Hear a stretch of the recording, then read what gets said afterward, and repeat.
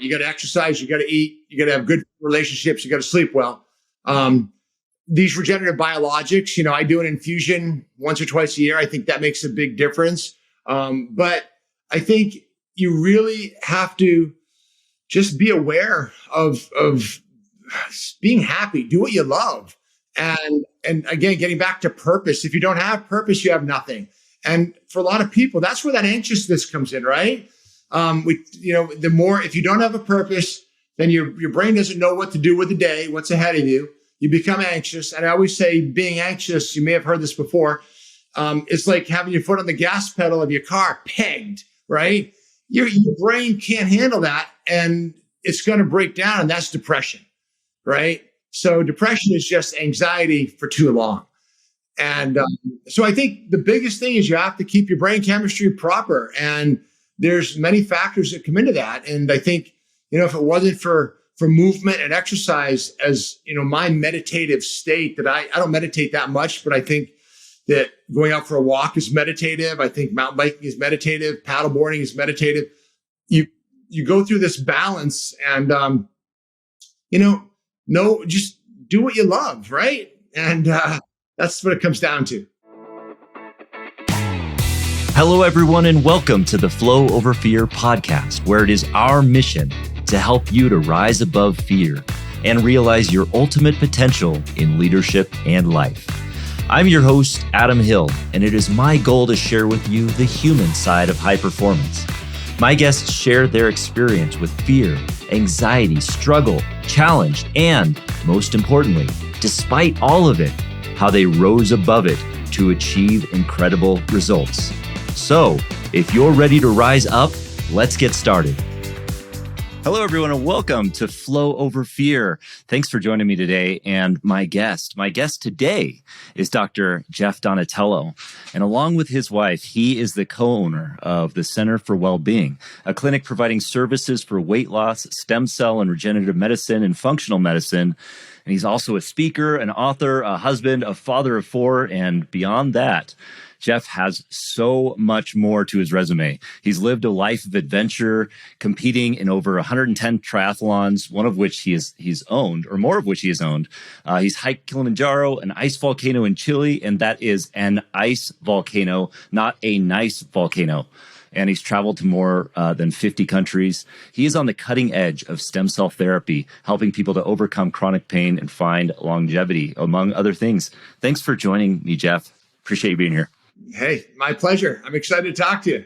Yeah. So we're going to get into a lot today. I mean, triathlon, longevity, inflammation, EOS. I mean, this is going to kind of run the gambit. So I guess strap in. But I wanted to get started and just kind of go back and see what led you into this life of abundance and adventure that you're in now. How did it start for Jeff Donatello?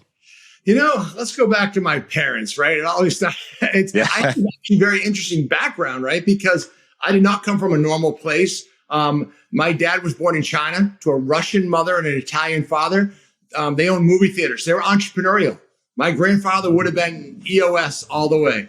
And they came in and they did very well. And then the communists kicked them out. And they actually lived in a bomb shelter in southern Italy for 6 years. He lost siblings. He had two die of dysentery.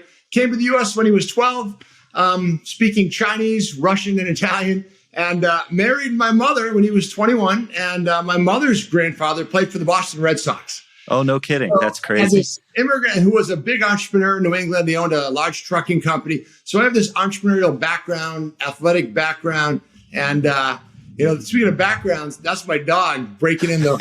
I told you she was going to do that. So that's my background. So it's they were both teachers, and a lot of times in these podcasts, it's people talk about the tough places where they've come from. I was very fortunate. I don't have a lot of traumatic stress in my life, like in the past growing up.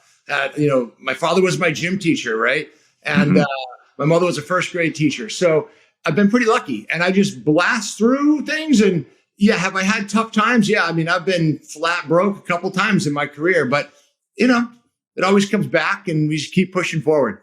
That's fascinating. And I love that background because it's so versatile. You have it from every direction. You know, your grandfather is a baseball player from the Boston Red Sox playing back in the day. And you know, the on the other side, you have, immigrants from China of Russian and Italian descent. So that there's a lot there. Do you feel like and it sounds like there's a lot of folks in that family tree that, you know, had an entrepreneurial spirit. You know, you had the trucking company, even playing baseball, there's risk going into that. So do you feel that's where you got your entrepreneurial spirit? You know, your parents were teachers, that kind of thing? Yeah, I think it was nature, nurture. And, you know, it was one of those things where you just, I was never raised to, this podcast is flow over fear. I didn't really have a lot of fear, which has been, and that's not me. I'm not like psychotic, right? I understand that, you know, there's failure in this world. And like I just said before, I have failed. But, you know, just get back up on the horse and just keep pushing forward. And, you know, we had, we call our post-COVID shift in our business. We own Center for Wellbeing, my wife and I, Kelly. Mm-hmm. And, you know, the government tried to shut us down. We own 3 medical practices and we were not doing well. We did a lot of stem cell therapy prior. And who gets stem cells? A lot of older people with arthritis. The government told them to stay home and get multiple shots in their arms. And what they did was they got heavy. Our general populace did. So we made a shift to start a metabolic reset weight loss program. And that led me to EOS. It led me to GoBundance. It led me to financial, I wouldn't say freedom, but, you know, I'm at that champions level in GoBundance because we did that shift and we said, all right, what can we do? You know, my background's in chiropractic. I'm a clinical nutritionist. I also specialize in functional medicine. And we utilize that to our advantage. And it really blew up. So I guess you just got to be open to the next opportunity and the universe will supply them. You just have to be ready to jump on them. Yeah, well, that's a powerful message too, because you talk about going into COVID, you almost get shut down and you have to adapt. You have to change your business model in some ways. Yeah. Was that kind of the trigger or the change that shifted you into that hockey stick moment where you became an 8-figure business? Is that how that led up to that? Yeah, 100%. It did. And, you know, we were able to slowly build this metabolic weight loss program up. And my wife, Kelly, has a marketing and sales background. Without her, I would be dead in the water. So with EOS, I'm the visionary, right? She's the implementer, even though she maybe doesn't want to be the implementer as much. But I'm out, you know, trying to find the next best thing. And we put it together. And EOS was recommended to us. And our EOS instructor, Dan Himmel, if he's listening, was a GoBro, one of their old time GoBros for many years. He, about 3 or 4 visits in, maybe 3 months in, he said, you need to go talk to these GoBundance people. And that's what I did. And then honestly, everything just took off because my life has gone in many directions, meaning find people like yourself. I have all my friends now seemingly are from GoBundance, and it's pretty cool. It's so true. Yeah, GoBundance is such a great community of people, and I mean that's one of the things that comes out multiple times in this. And I've talked to a few GoBros on this podcast for sure. That community is that powerful force that just drives us to the next level.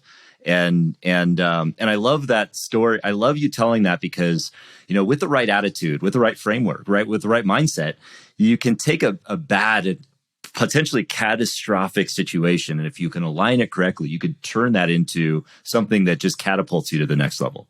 So that's pretty huge. Agreed. I think every day is an opportunity. You know, there's one podcast I listen to. I think it's Brad Lee, Dropping Bombs. I love listening to this guy. He gets up in the morning and he's thankful just to be alive and to have that, you know, that word gratitude is thrown out freely. But I think, you know, living in the moment, understanding that every day is an opportunity and that's not contrived. I always go back and say, why am I in this situation? I think brain chemistry, I'm very fortunate to have good brain chemistry where I just, maybe I'm too stupid. I don't know. I just keep whatever the day brings. We have a plan. We go through the day and we keep building. And over time, if you surround yourself with smarter people than you, which, you know, I do for sure. I have almost 30 real smart ladies that work with me on our team. And it's just, I'm very fortunate that way to be able to, you know, our new motto is hire slow, fire fast, and surround yourself with the best people you can. So here we are. I'd love to dig a little deeper into that, because that is somewhat on the periphery of an EOS framework, where the right person, right seats, get it, want it. So you use a lot of that kind of methodology in your hiring practices, and it seems to have worked for you pretty well. Yeah. So if someone's watching or listening or watching this, and they don't know what entrepreneurial operating systems are, right? So it's a system where you build your business, and you said it real quick. Our right person, right seat. Right. And do they get it? Do they want it? Do they have the capacity for it? And that's everything. We have these meetings for those of you who aren't in EOS. They're called level 10 meetings. We have rocks, goals that are set out. And each week we talk about everything that needs to be talked about for an hour and a half, high level management. And then we have our sub level meetings. And you can't with EOS, and it sounds like a commercial for EOS, right? But, and there's a lot of competitors, I'm sure. But for us, if you follow it, you can't fail. I mean, you just can't, because things get brought up and you just jump on them ahead of time. And I never did that prior. It was kind of like shoot a dart at the board and hope it hits something. But I attribute our success to that for the most part.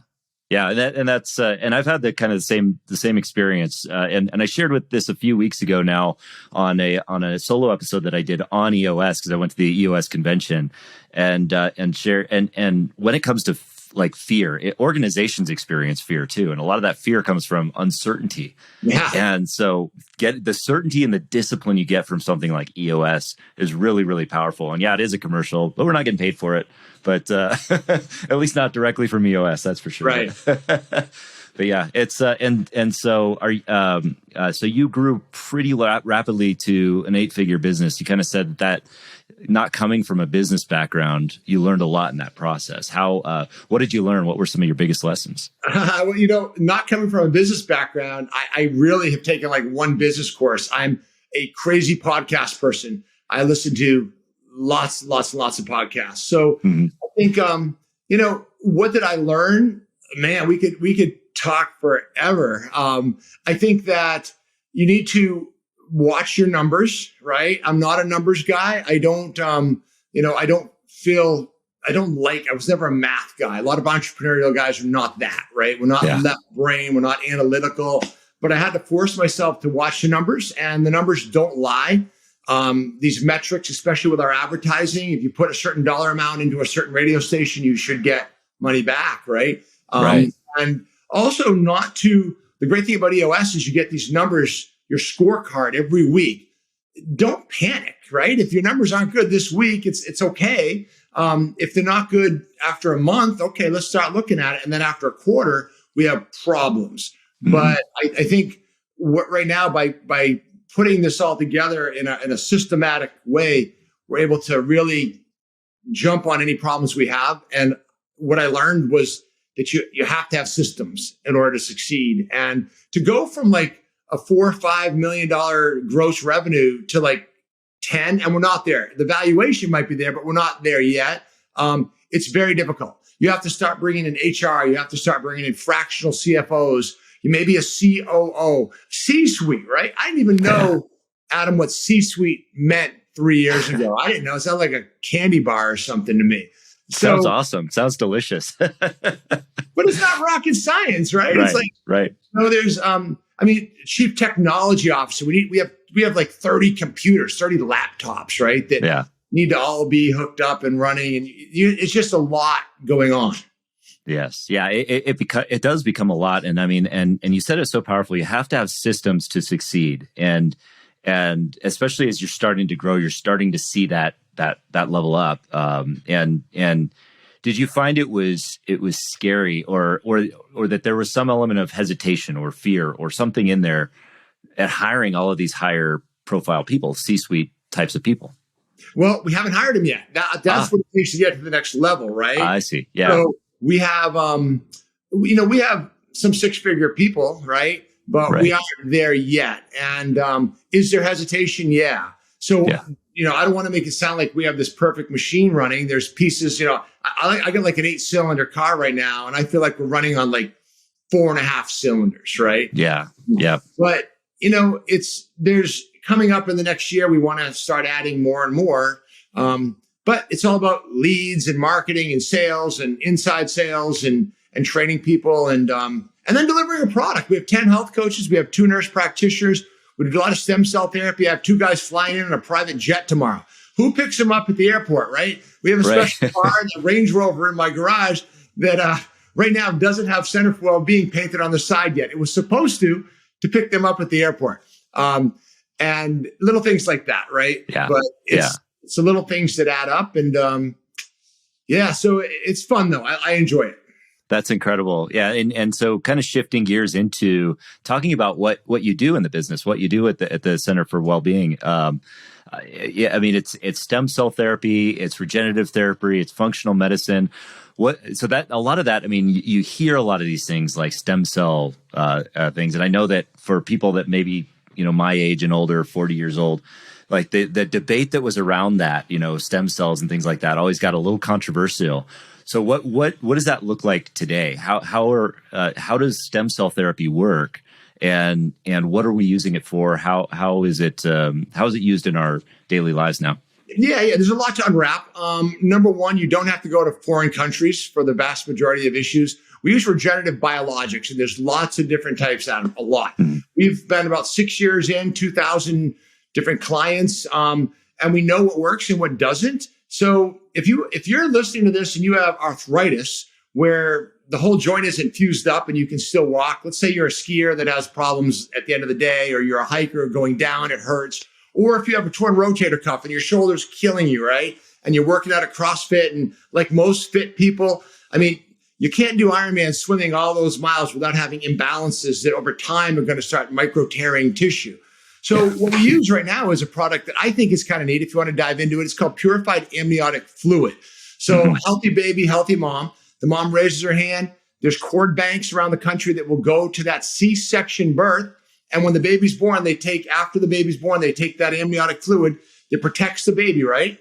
But it's the most anti-inflammatory fluid known to mankind. For 2 million years, 80,000 generations, we've evolved. And this is what has protected us from our mom's disease and our mom's vertigo, maybe. If mom falls, she lands on her stomach, we don't get crushed because of this fluid. So we are now able to take it out and third-party tested for disease under FDA guidelines. And then if everything's clean, we freeze it. And it's actually cleaned up where our scientists, I've used the same scientist over and over again. He has a proprietary way to get 250 billion of these little microvesicles. They're bubbles. What they do is they turn your immune system on and off, and they make proteins. And that's how we heal in utero. So a mouse is very similar to us DNA-wise. That's why we use them in experiments. You can cut a baby mouse, and they've done this. They can cut the mouse's face with a knife 2 weeks before it's born, and it comes out, and you can't even see the cut because it's regenerated. So what do you think would happen if we took that fluid from a human? It's exactly what you have in you, Adam.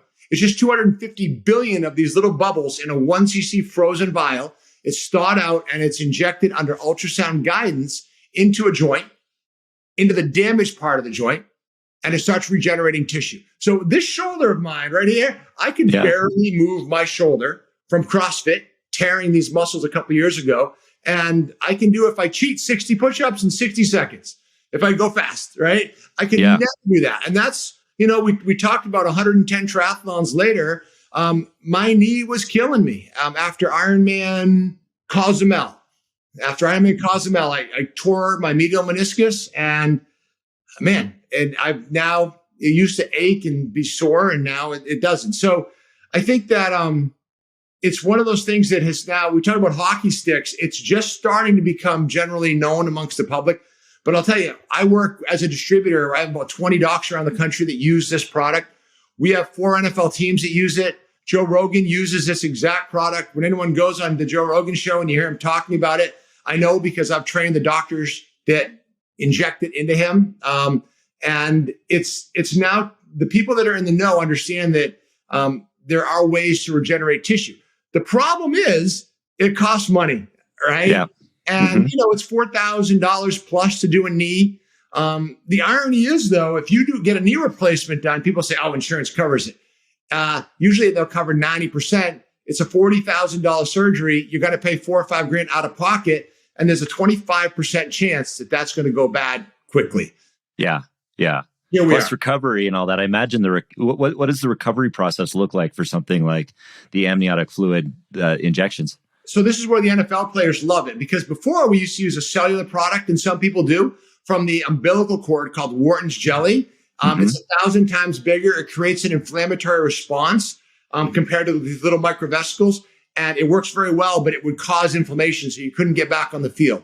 Now with the amniotic fluid, they can inject the day before the game and go out and play and still get results. So really, it's one and done for a lot of people, but not everyone's the same. We have to treat everybody individually, right? So this is one of the mistakes many offices will do across the country. There's a lot of poor players in this field, and you got to be careful. A lot of guys do it as a money grab on the side. And listen, it's a business. I get it. But a lot of guys will take on anybody as a client. You get the money, we'll inject you. We go through these inclusion, exclusion criteria where the person has to have a certain level of health. So if you come into our office, or your parents or someone you know or love, and their hemoglobin A1C, a marker for type 2 diabetes, is 8, 9, 10. If they're on 3 different blood pressure meds, if they're on a statin, if they are overweight by 40, 50 pounds, if they can barely breathe, they're systemically inflamed and they're not going to get the results. If we work with a GoBundance guy, and we've had like maybe 10 right now come in to have this done, typically they're going to do very well because you're healthy, right? Yeah. Yeah. So that's what we want. We want a fairly healthy person. They're going to get the best results. So typically athletes, people who are healthy, maybe active, but they're hindered now because they have some injury, like a torn meniscus or torn rotator cuff, or is there anything? I mean, with regard to that kind of stuff, like any joint kind of tears or anything like that, is there anything that can't be treated on a healthy person? Yeah. So good question. If you have this grade 1, 2, and 3 tears, right? I always compare it to a bridge. Where if that bridge is blown up, that's surgical, right? You have to connect it. Right. Most people's injuries, though, if you're 6 months out, so if you're listening to this and you're 6 months out with an injury and you're over 40 years of age, you're probably not going to heal on your own. How many athletic guys like you or I, I'm going to be 55 coming up, right? There's no way that I'm not going to have some injuries from all the stupid ass stuff I've done. Can I say ass on this podcast? Sorry. Oh, absolutely. Yeah. Yeah. You just can't say stupid. That's not stupid, kidding. Right? There's going to be something. I mean, my other shoulder's hurting now. I got to get my other shoulder injected. My thumb from mountain biking. There's always something. So you don't have to suffer. And I'm not saying this like is a cure all, but it definitely helps people. If it didn't, we would have been ran out of town a long time ago with what we do. Absolutely. Yeah. And I appreciate you bringing up the point that there may be some bad players out there, because every time something new comes up, we get into, they're just people that jump into it as a money grab. I think we might be seeing that with things like maybe psychedelics or medical marijuana or now it's stem cell kind of stuff. So is there you mentioned you have a criteria. Is there anything that people should look for when they're trying to find somebody to do this? I mean, obviously reach out to you, but yeah. Yeah. You know what I think? This is what I know. They better use ultrasound guidance or some type of C-arm intervention, whether, some people use anesthesiologists, but they better have imaging. And if they don't, that's the number one signal that they don't know what they're doing. Because we were told years ago, you inject this and these cells, when we used to use cellular therapy, right? They have an innate intelligence to find the inflammation and you're all good. That was a crock of baloney.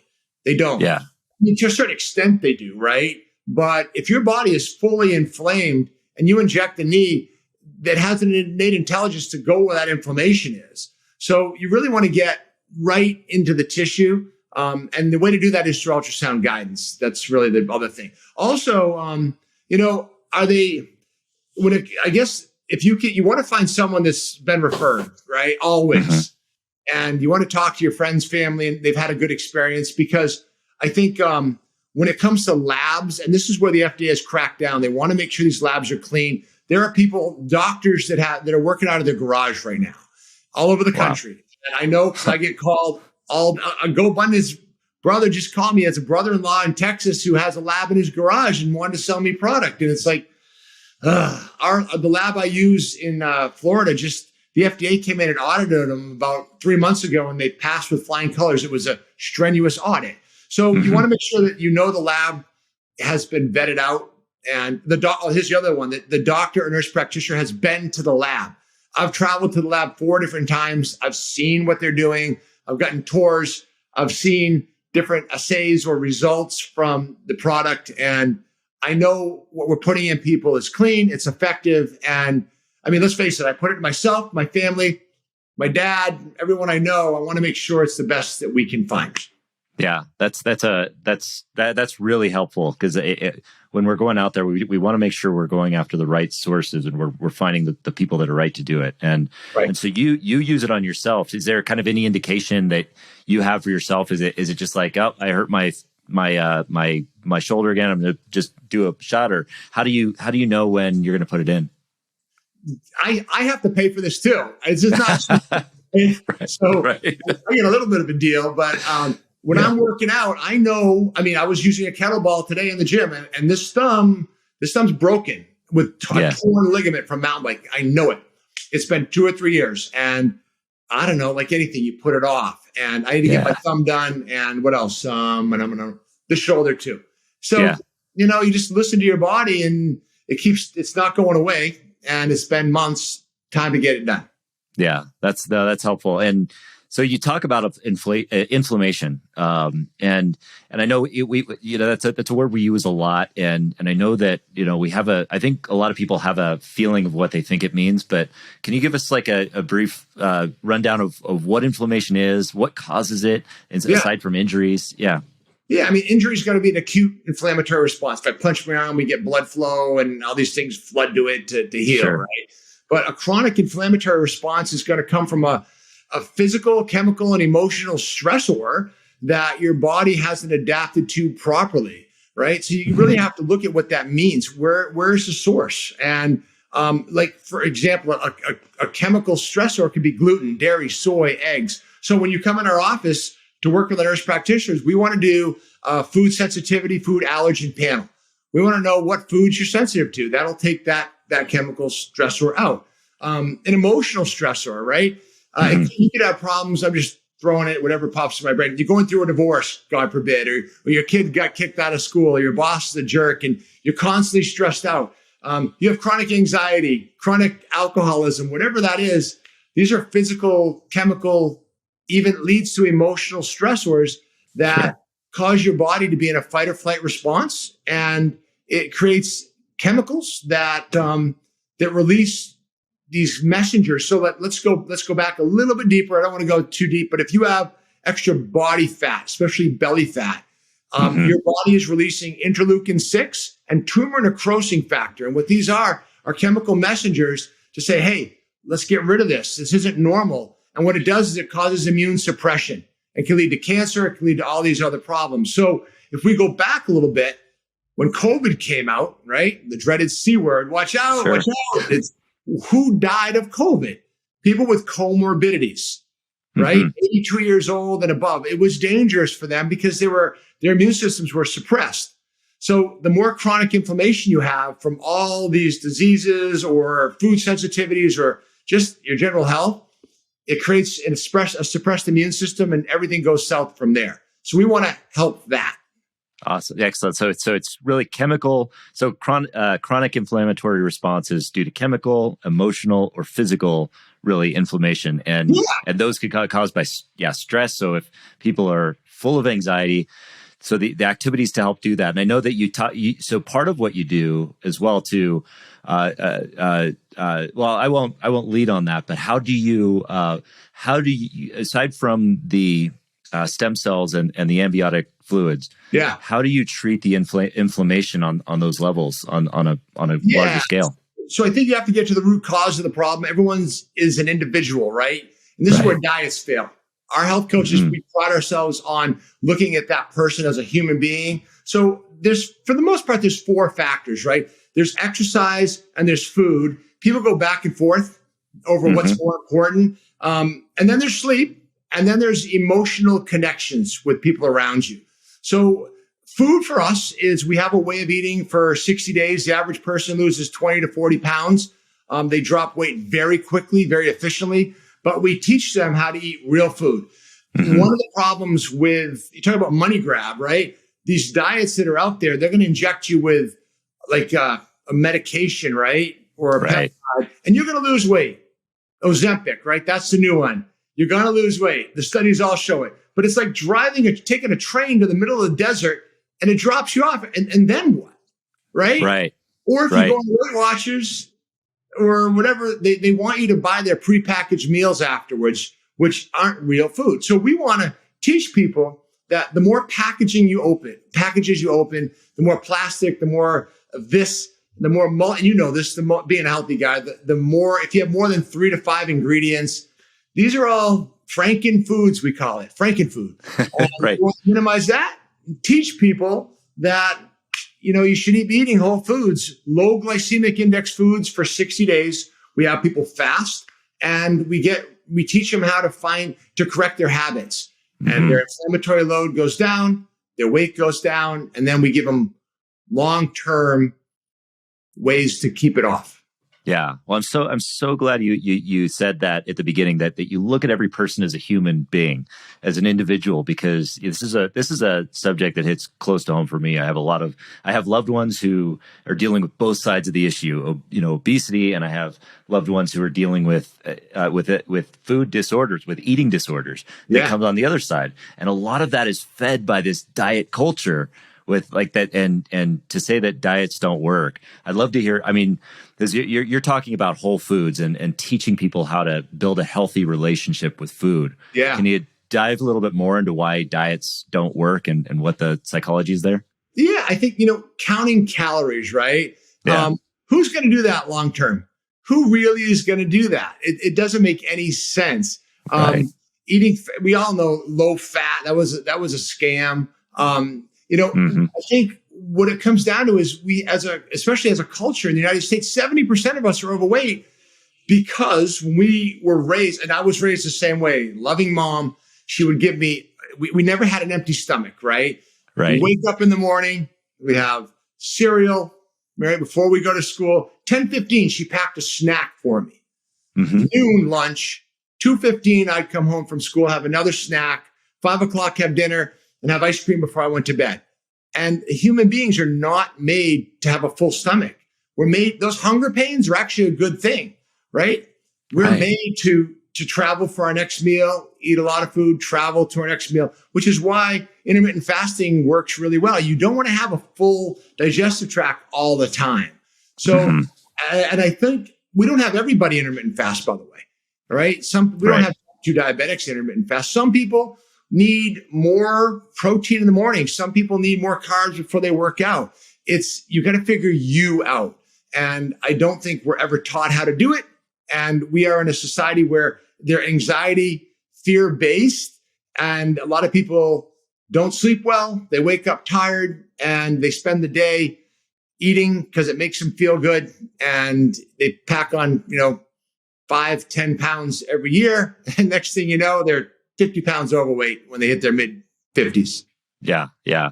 And so when do people come to you for that kind of weight loss treatment? Is it when they have a few extra pounds? Is it when they've gone really overboard? What does that look like? And who are you looking for on that? Yeah, we don't see people that are looking for 10-pound weight loss ever. Right. Rarely. Again, we have people that are serious, like they're lost. Right. And, it's a commitment. It's 3 months, right? And I always like our plan is $2,500. So it's out of pocket and there's financing for it. The funny thing is, Adam, about 70% of our people are virtual. We see them from all over the country, which is kind of neat. Oh, wow. We have some really big people and, they lose weight quickly, but the great thing is they get energy back quickly. I just heard a story at one of our team meetings. We had a guy that he broke our record, 20 pounds in the first week. And his wife was in the second health coach meeting. She was so excited because on day 3, he was cleaning out the garage. So, talk about inflammation. Once your body changes super fast and it wants to heal.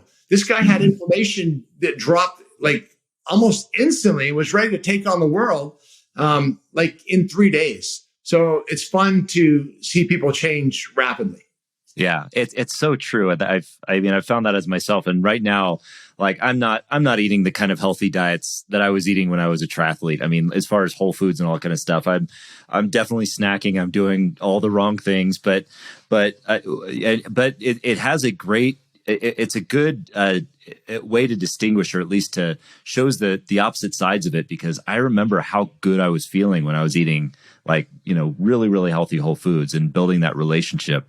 And so I think it's a powerful tool that, if you're helping people to build a healthy relationship with food, it's so much more powerful than saying, oh yeah, just calorie count. Here's the math problem that you need to do.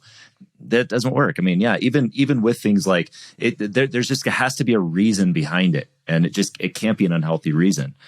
So you have to know you, right? Yeah. And, I think Monday, Tuesday, Wednesday, Thursday, I really do my best to avoid eating sweets, even though I do. I had a cookie at lunch. I'm not perfect by any means, but I make it a concerted effort to be good those days. And on the weekends, I'll tend to do what I want, but I'm also working out 6 days a week. Sure. And I've kept muscle on, and I do, a lot of that. But that being said, it's easy for me to be pulled towards the ice cream, and it's a drug, right? Absolutely. Yeah. It's never ending. Yeah. Never ending. Well, yeah. And so you are a fit guy. So you're very active, and you call yourself kind of a recovering triathlete. Yeah, so right. I Get into the triathlon talk. That's right. Yeah. I think So I too. I mean, I used to dabble in triathlon a little bit. No, but so what does that recovering triathlete mean to you? Where's triathlon live in your life at this point? My former wife and I, we own 2 triathlons. We own Pumpkin Man in Maine, which is a half Ironman. Oh, yeah. Yeah. And we had 1,000 people that for 10 years, once a weekend would come in, do the sprint and the half. We also own Sea to Summit, which if you're in the Northeast, it's a swim, and then it's a 92-mile bike ride in New Hampshire to the base of Mount Washington. Mm-hmm. Then they run up Tuckerman's Ravine Trail to the summit. That was crazy that we didn't kill anybody doing that. So that was kind of, I directed races. And there was actually one year where I was a director. I let the blowhorn go off, and I jumped in the water and started racing. So I was the director and I raced the race. Stupid. So that didn't end too well for me. But I think the logistics must have been horrible on that one. That's got to be tough. It was really bad. But yeah, so I think that recovering really, I get to a point where I was competitive, and I got myself a coach. Mm-hmm. And, I wasn't like pro level. I'm fast twitch muscle guy. I played football in college. I wasn't one of these distance runners, but I want to see what I could do. And, I ended up winning a few sprint tries, 200, 300, 400 people, and the USAT All-American status. You're in like the top 1% of your age group. It's like, yeah, right. But that and a bag of chips will get you nothing. And what I found though is I'm doing 14 hours of training a week. I had like no body fat. I'm eating like crazy. I probably wasn't super healthy. I get out of bed, I could barely walk. And then after my divorce, I said, that's it. I remember I ran a sprint, and I was actually winning in Worcester, Mass. It was a small race, and I gave up and this guy ran by me. And it was the first time ever. And that's not a good feeling. Not a good feeling whatsoever. In fact, having weird feelings even thinking about that right now. That was the end for me. So this summer I am doing another one. I'm going to do a sprint, first time in 10 years. And I am 30 pounds heavier than when I used to race. I'm 208 right now. And I used to run like 6 minutes off the bike, and I just ran an 2 miles, 8:30 pace. And it was deadly. I thought I was going to pass out. So, I'm not used to doing those hard runs. We'll see what happens. I can relate to a lot of what you're saying there too, because I stopped competing right about COVID because I had it became a bit of an obsession for me. I mean, I achieved the goal that I wanted to achieve. When I got into triathlon. I interrupt you. You went to Kona. Yeah, that was my goal. Yeah, did I tell you about that? No, I heard it's a little running joke. Yes. Running joke. So I achieved what I wanted to achieve in it, and I kept going. And I realized I kind of had those same moments when I was competing in Wisconsin and then Arizona, where it was just like the extra pep in my step wasn't there as much as it was. It was like, what am I doing this for now? And I'm hurting when I, wake up. I'm eating really healthy, but I'm also burning a lot. I mean, it seems like there's a balance there, and trying to find that balance. So, I'm really excited to hear where this new part of the journey takes you in triathlon, and seeing if you get that competitive edge back. Yeah, I think if you don't have a purpose, and if your purpose is, what are you doing in the sport? If it's like Right. your only purpose is to cross the finish line, there has to be other things. So I ended up marrying a new wonderful lady, and you kind of go in a different direction, and the business kind of takes over, but we're still, both of us are into being healthy and fit, and it's just not that competitive thing anymore. And it's cool. I think that you go through phases in your life, right? And maybe you mellow out a little bit. I don't want to admit that, but I think maybe in your 50s, you might not be so, right? Yeah. Oh, see. Yeah. So what would you want people to know about being fit over 50? What's different? What do you feel is important about that? I think a big thing is listen to your body, biofeedback, right? If you're hurting, don't feel like you have to go be guilted into doing a workout that day. I think a big thing is I never want to do a lifting workout back to back where I'm using those, where I'm beating those muscles up, high intensity interval training back to back. I want to give myself 48 hours in between and really find a couple of good cardio activities that you like. I'm very fortunate. I love to mountain bike. And I've started to walk, Adam. I've never walked before. I was like, why walk when I can run? And I find my dog and I go in the woods for an hour and 15 minutes. I put a podcast on. I listen to people like you. And it's pretty good. You keep your pulse rate around 95, 98. And there's actually studies to show that that's super beneficial as you get older, right? Versus jacking it up to 150, 160. I do think that you have to weight train as you get older. You lose muscle strength extremely quickly. It's toxic. You need to have that upper body muscle. I have friends that are cyclists and all they do is cycle. They love their group rides and they couldn't do 15 push-ups, right? Yeah. So I want to be able to do, this is my thing. I want to be able to do 50 push-ups to form. I want to be able to do 12 dead hang pull-ups to form. And I want to be able to go out and run 6 miles, maybe 7, and not feel like I'm dead to the world. And I also want to, I had a GoPro the other day. There was a professional mountain biker guy, and I went with him, and he was kicking my butt. And I was able to ride with him for an hour. And I want to be able to experience, all these activities in life where I can just go do them, right? Yeah. Where I'm good enough to just call me up.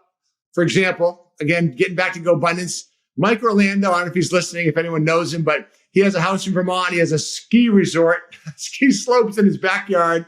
He called me up after a 30-inch snowstorm 2 months ago in Vermont. I live in New Hampshire. He said, come on up. He had a rope tow. I figured it'd be fun. His rope tow broke. We had to climb the mountain in 3 feet of snow with snowshoes to get one run in. And, I was able to do it. And I hope to be able to do that until someday I drop dead doing it. I don't know. Yeah. So what does that look like as far as, because we're talking about longevity, and I know that there's a lot of discussion about people living to, way beyond 100, 120, 130. Yeah. Where are your feelings on that? Or do we have the medicines? Do we have the food dialed in? What does it look like? Yeah. I think let's go back to what I said before. You got to exercise, you got to eat, you got to have good relationships, you got to sleep well. These regenerative biologics, I do an infusion once or twice a year. I think that makes a big difference. But I think you really have to just be aware of being happy, do what you love. And again, getting back to purpose. If you don't have purpose, you have nothing. And for a lot of people, that's where that anxiousness comes in, right? The more, if you don't have a purpose, then your brain doesn't know what to do with the day, what's ahead of you. You become anxious. And I always say being anxious, you may have heard this before. It's like having your foot on the gas pedal of your car pegged, right? Yeah. Your brain can't handle that. And it's going to break down. And that's depression, right? So depression is just anxiety for too long. And Wow. so I think the biggest thing is you have to keep your brain chemistry proper. And there's many factors that come into that. And I think, if it wasn't for movement and exercise as, my meditative state, that I don't meditate that much, but I think that going out for a walk is meditative. I think mountain biking is meditative. Paddleboarding is meditative. You go through this balance and, just do what you love. Right. And, that's what it comes down to. So do what you love, and longevity will really take care of itself. That's what I'm hearing. You also get nature nurture, right? Yeah. Sometimes you just got handed the wrong genes, and that stinks. Sure. But they say that this is the one thing that we know. The people that are the lightest tend to live the longest. Did you know that? That's one People of the that are lightest. You live underweight, you live longest. So and that goes back. We don't want to create anorexic, bulimic people, right? But a little bit underweight, that's one of the things they've proven. And also, if you're married, you live longer than if you're not. So the single people die the quickest. So I don't know. Get married. I guess the answer is get married and don't eat too much, which is very difficult because yeah, it is. I guess fit. The important part of that, I think, is just fit more life into the years you have. That's the bottom line. And so what about talking about the amniotic fluids, the different types of regenerative medicine, things like that. Where do supplements fit in? There's a lot of supplements out there. Yeah. So I think there's a couple things. I take magnesium every morning because I know that magnesium is deficient in our soil for sure. Mm-hmm. So I do that. Yep. I take a multi-mineral every couple days just to make sure I'm getting my minerals. I don't eat salad and fruits like I probably should every day. I should had a salad at lunch, right? So I think that's really important. We do a full metabolic blood panel. We look at 5 pages of blood work. You can't get that from your doctor unless you have a disease, because the insurance companies cover it. And what I'm getting at with that is that the blood reveals deficiencies that you may want to supplement for. And then you do another test to see where you're at. So I think that I've had people come in, Adam, with my record was 38 supplements. And you got to remember, when you take a supplement, your body has to react to it, right? And your immune system has to react to it. So just because it's natural doesn't mean it's safe. I mean, snake venom is natural, right? Sure. So I think that one of the things we do is back off on the supplements, and we try to nail down, specific. So in New England, from October to April, the sun is too low to get vitamin D. You better be supplementing vitamin D3, whatever it is, 2 to 5,000 IUs a day in the winter. Perfect example, right? Right. So I think every body's different, and you got to do what's best for you. Yeah.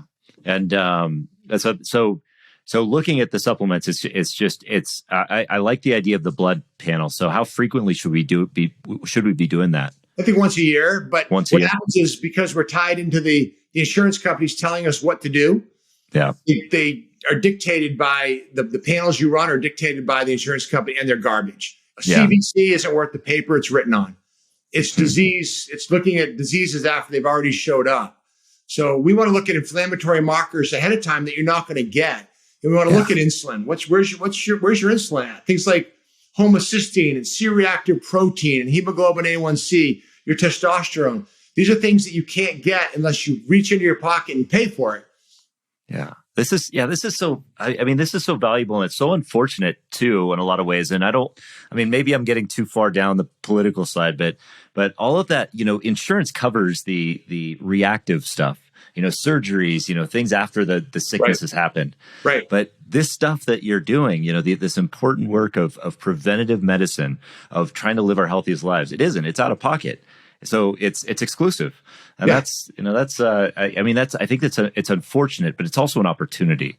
I mean, for people to invest in their health, I believe. It's huge. And politically, we're creating, what it does is it creates a divide, the haves and the have-nots. And it's really sad. I hate the fact we have someone that we can't help because they can't afford it, even though we have financing. It's horrible. But if you're going to have a heart attack, a stroke, an aneurysm, a broken bone, the best place to have it is on American soil for acute problems. When it comes to chronicity, they have no idea.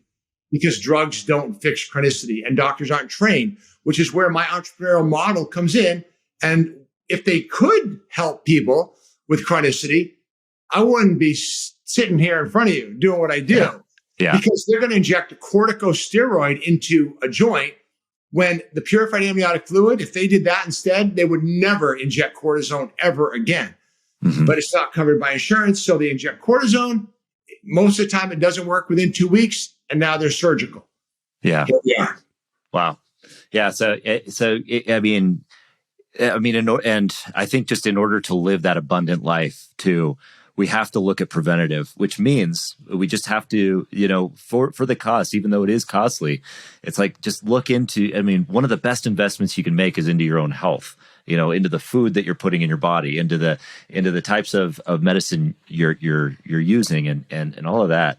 So that's really important. And then what, you posted on GoBundance the other day, and I thought it was really powerful because there's a big push on testosterone right now. Right. We're hearing a lot on like, it's making us feel so good. I need to get my testosterone levels up to 1,000 or higher. And you posted a little contrarian on that. So I'd love to hear your thoughts on where we're at with the testosterone. Yeah, I'm not anti-testosterone. I'm anti not working on, again, the physical, chemical, and emotional stressors that are in your life. Get those in balance. Spend time in the gym, do the right things, get muscle mass on you, and do the right things that will increase your testosterone naturally. And there's many ways to do it. And also know that testosterone is a marker. And genetically, depending on where you're from, where your parents were from, where your grandparents are from, your testosterone might be naturally higher. So it's like your foot, right? An adult male's there's professional athletes with size 9 shoes, and then there's size 14. They're still just as good. So my testosterone was measured at 490 and my free was 10, right in the middle. If I went to a clinic, they'd say, oh, we want you at 600-700. Here's the problem. You're on it for life. Don't think for a second when you get off of it, you're not going to have 2 to 3 horrible months after taking exogenous testosterone. So personally, I want to make sure that everything's working well from a natural standpoint. And if I stay fit and I stay disease-free and I stay happy, for the most part, I'm not going to need this until, I don't know, maybe 74, 5. You're like this. I was on a plane coming back from Kona when my former wife went to the Ironman World Championships. I was sitting next to a 73-year-old orthopedic surgeon who came in first in the 70 to 74-year-old age group. He was number one. He did 12 hours and 10 minutes. I don't know. All right. This dude would kick most people's butts, right? He's kept himself strong. You think he needs testosterone? No. But the facts show that after 74, 75, 76, there is a major decline. And listen, whatever that decline is for you naturally, then it's time to look into it. But make sure you've done your best before that.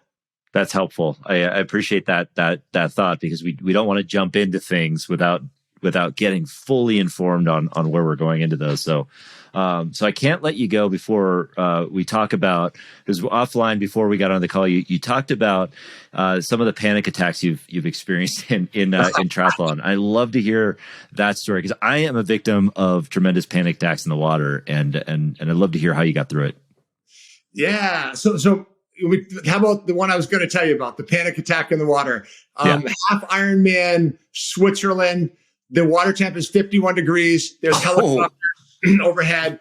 It's a crazy thing. It's like the NFL gets the opening season when you go to Europe and you race in Europe. I've raced a bunch of races over there. It's different than America. These guys take it serious. And I wasn't super experienced. I didn't get my face in the water long enough before. And I get out in the water. We're treading water. It's cold. It's 51. It's cold, right? You're seeing your breath.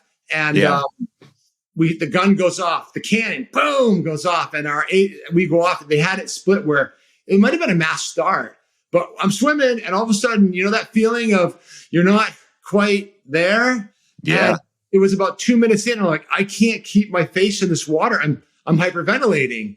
And I said, I'm going to have to tread water. I got to get my face out. And as soon as I came up, I felt the ground in the middle of the lake. There was a sandbar in the middle of Lake Zurich. And I wasn't alone. I looked around me and there was like a mass exodus of guys my age, all walking together. Like I would say 3/4 of the people struggled at the same exact time and were walking waist deep water on a sandbar with helicopters overhead, all of us having anxiety at the same time. So I think the moral of the story is when your heart starts pounding, you're not alone. How's that? Yeah. That is helpful. And it's so important too. You're not alone when you have anxiety. There are 40 million people at least, and that was pre-COVID numbers, that have anxiety attacks. And in a triathlon, that number's probably, closer to 80% of people, including a lot of the athletes. It's a lot. Yeah. Yep. But when you can rise above, when you can go through it, you're pushing beyond your comfort zone. Yeah. Which you have, Jeff. That's what the side stroke's for. Yeah. Get your head out of the water. Breathe. Right. Get your breath back. Yeah. Yeah. It's not permanent. It doesn't last forever. It's not permanent. Just breathe. Right. So, right. And what, so you've done a lot of adventures. You're doing a lot in this world. You're growing a successful business. What's the next adventure for Dr. Jeff Donatello? Well, we got, the bucket list thing. I was just listening to that podcast with Travis Bell. Is that his name? Yeah. Yeah. Yeah. And he was talking about the year. We always plan out the year ahead. I have lots. I could go on and on and on. I got the short list is we got a bunch of GoBros coming in. We're going to climb up, this summer. We're going to boogie board down a river, Class 5 river in Maine, and then climb Katahdin, which is the end of the Appalachian Trail. So that's kind of the local one.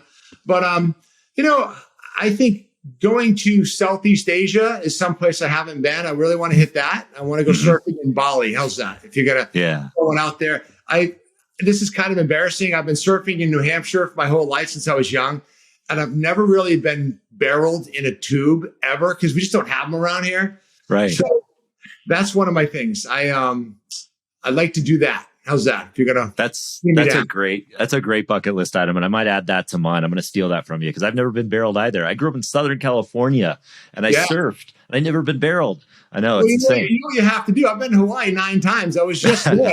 And when I see reef below me, which it's probably 4 or 5 foot below me, in my mind, I'm like, no. I'm not into that. Where the locals are just, they just bounce off of it, Yeah. So, that's so true. Yeah. So, and where can people find you? Where if people want to get a hold of you, where can people find you? Yeah. Well, first of all, thank you. If you've listened to me this long and you've back to the end of this podcast, centerforwell.com. If you Google Jeff Donatello, I'm very happy to say you won't see a mugshot. So that's great. I got that going for me. But centerforwell.com. If you or someone you know or love suffers from weight gain and they're really stuck, we have virtual programs. If you go online, you can talk to one of our consultants. They do a free consult. And if you are looking for joint dysfunction help, the regenerative medicine, we do that too. So yeah, it's all there. That's excellent. Thank you so much. And you're also a speaker. You're speaking on the circuit. So you're going out, you speak to people, you're on a lot of podcasts. You, any plans to write a book or anything like that, or an additional book that in addition to the ones you already got? Well, I got a book. I wrote a book, Exercise with Oxygen Therapy, a long time ago. That's another whole topic. We don't have to go there, but I don't have any desire right now to do that. Maybe down the road, but not right now. Well, excellent. Well, I know you've been published. You have something like 100 articles out there on lifestyle and all sorts of things. So yeah, look up Jeff, drjeffdonatello.com and centerforwell.com if you want to get help on that. Jeff, thanks for being here, man. This was awesome. I can't wait to see where your next adventures take you. All right. My pleasure. Thanks, Adam. All right. Thanks. And see you later, everybody. Hey, everyone. Thanks for tuning in to the Flow Over Fear podcast. If you'd like to learn more about getting into flow and learn the foundations of flow, I have a free video series on my website at www.adamcliffordhill.com called The Foundations of Flow. Feel free to go there and download it and start your journey to rising above fear and achieving greater flow in your life. And if you like this episode, and I'm guessing you did if you stuck around for this long, then please do me a favor and hit the subscribe button, and you will receive notifications when I have new interviews, new recaps, and new trainings that pop up on YouTube. Thanks again for joining us.